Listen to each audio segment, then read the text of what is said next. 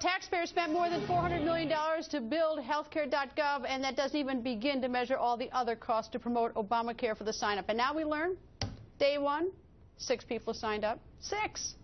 And tonight we're learning that Republican Congressman Dave Camp is fed up, stepping up the pressure, demanding that the administration turn over enrollment numbers at 5 p.m. every business day. Committee member Congressman Mark Meadows joins us. Nice to see you, sir.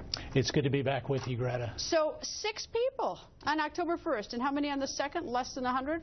100, I think, totally 248 over the first 3 full 48 hours. It's just incredible. Unmitigated disaster. Where did this information come from? It came from your committee. Got it.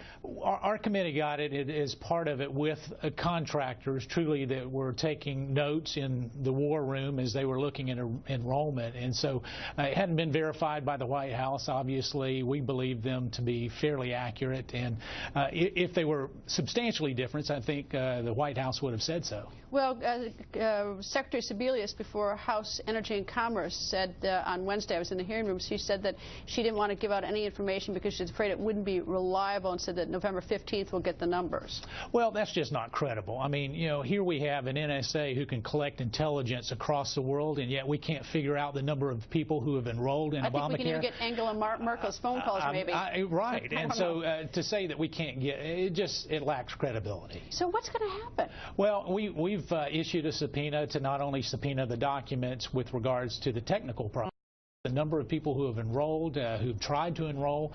This is a different story than what the White House has been sharing. They've said, you know, millions of page views, and yet what we're finding is very few people are taking advantage. Well, there's a big difference between people going on healthcare.gov and signing up for Medicaid and people who are going on and enrolling and paying money. Well, and Senator Scott said it earlier. It's a tough sell when I know in my state rates have gone up between 300 and 400% for young adults.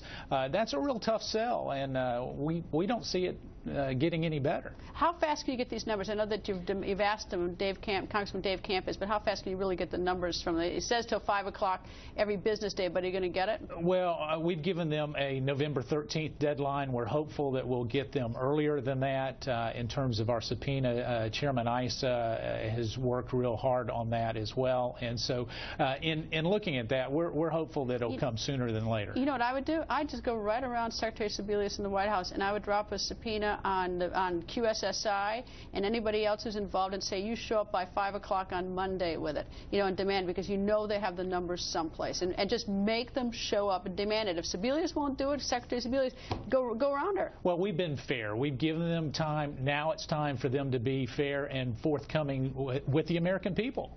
Well, I'd say if the numbers are as low as this, and if they know it, that is indeed very distressing. Well, it is, and we may see something change. I mean, everybody was told they could keep their health insurance. In my state, 165,000 people have been noticed that their insurance does not comply, and so they're going to be losing that health care coverage that they said they could keep. Congressman, thank you. Nice to see you, sir. It's good to be back. And if you thought Attorney General Eric Holder did a lousy job with Fast and Furious,